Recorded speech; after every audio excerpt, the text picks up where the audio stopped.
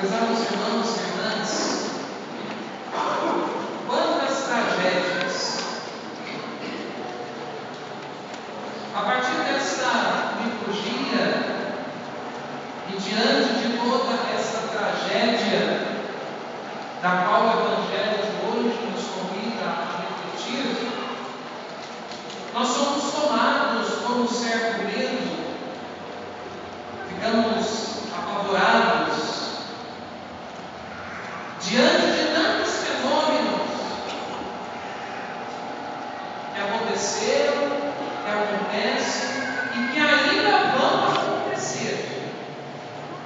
E diante desta liturgia, já no final do tempo litúrgico, e assim como todo o final do tempo litúrgico nos convida a meditar sobre os finais dos tempos, nós somos chamados também a refletir sobre o final de coisas em nossas vidas. Coisas estas que muitas das vezes estão relacionadas ao pecado. Para que assim nós possamos iniciar um novo ciclo a partir do testemunho de nosso Senhor Jesus Cristo. Porque alguns dias nós iremos celebrar o tempo do Advento, o tempo do esperado, o Messias, aquele que há de vir e dar a nós a libertação destes sofrimentos. E diante deste texto sagrado, nós fomos conduzidos por São Lucas, podemos dizer que ao decorrer dos seus 10 capítulos, São Lucas nos conduziu numa grande viagem, uma viagem junto com nosso Senhor. São Lucas sempre se preocupou em narrar a vida pública de Jesus. E a partir desta narração, nós fomos peregrinos com Jesus e caminhamos em direção a Jerusalém, junto com nosso Senhor. E neste peregrinar, meus irmãos, nosso Senhor ensinou tantas coisas a nós. Nos ensinou por meio de parábolas, para que assim nós possamos compreender bem o sentido do Evangelho. Muitas das vezes Ele puxou a nossa orelha e nos colocou no caminho correto, para que assim nós possamos adentrar no seu mistério. E hoje, junto com Jesus, nós adentramos em Jerusalém. E este entrar em Jerusalém com Jesus, o nosso Senhor já tem este pressentimento que é a última vez que Ele vai a Jerusalém.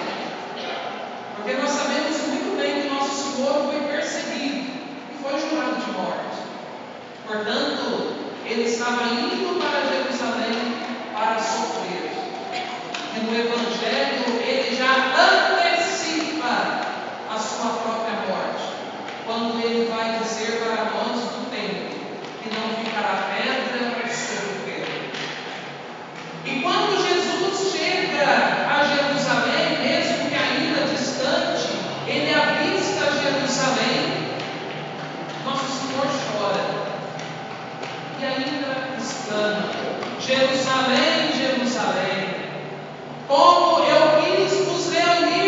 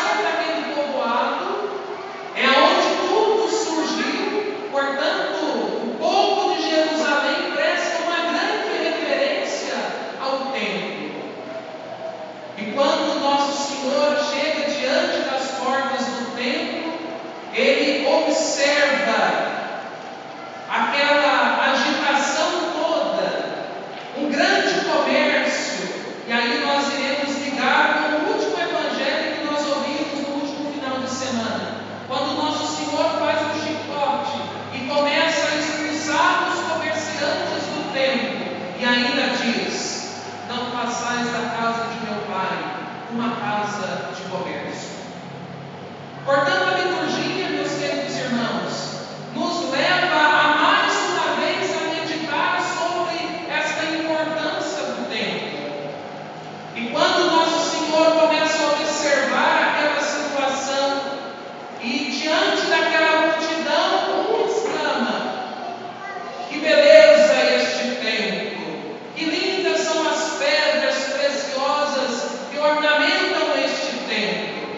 E ali nosso Senhor então começa a observar que aquele povo com o coração endurecido não entenderam verdadeiramente quem era o templo, que eles estavam diante do templo, que era o próprio Cristo Jesus, mas ainda davam valor ao templo de pedra.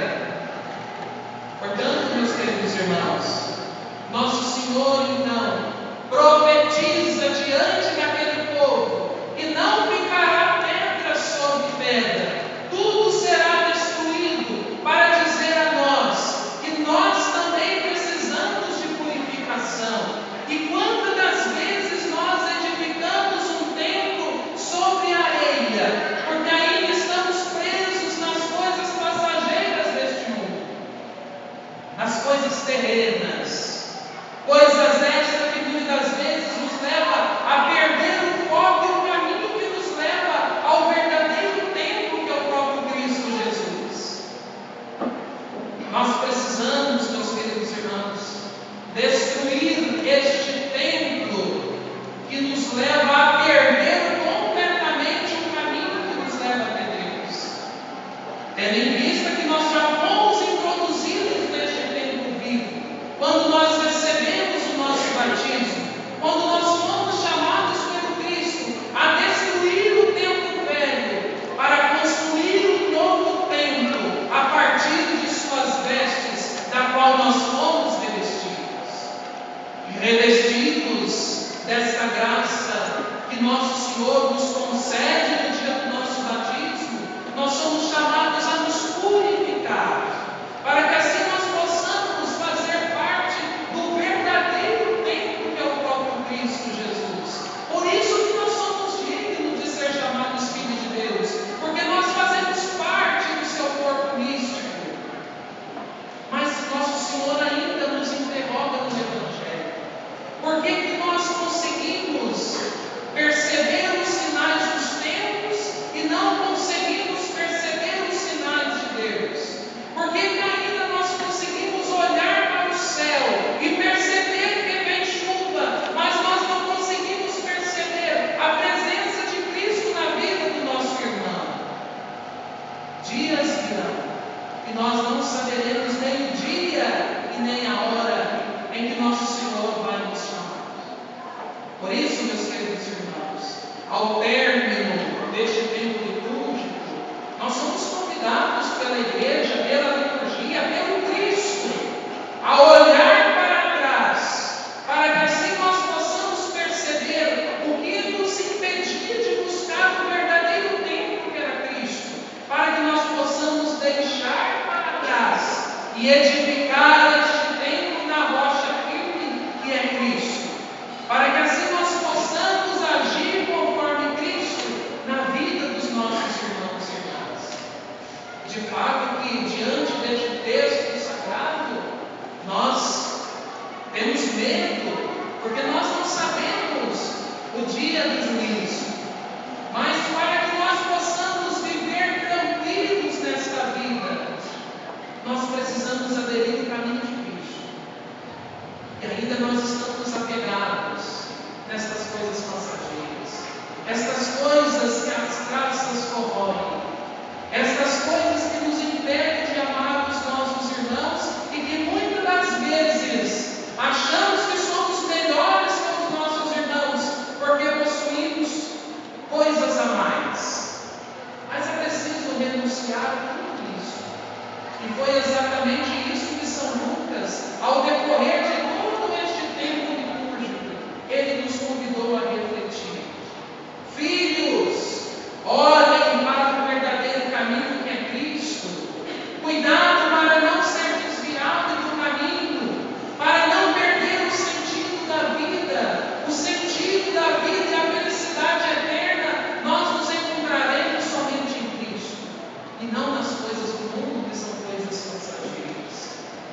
Que possamos, meus queridos irmãos, a partir deste texto sagrado, e no próximo final de semana, já celebrando a festa de Cristo Rei, que nós possamos festejar com muita alegria e dizer para o mundo que o Senhor da nossa vida é Cristo. E nós nos tornamos parte de seu corpo místico, porque de fato a nossa vida está alicerçada na sua vida. Tenhamos a certeza que Cristo sempre quer o bem de nós, mas ainda somos pessoas de cabeça dura, ainda não conseguimos observar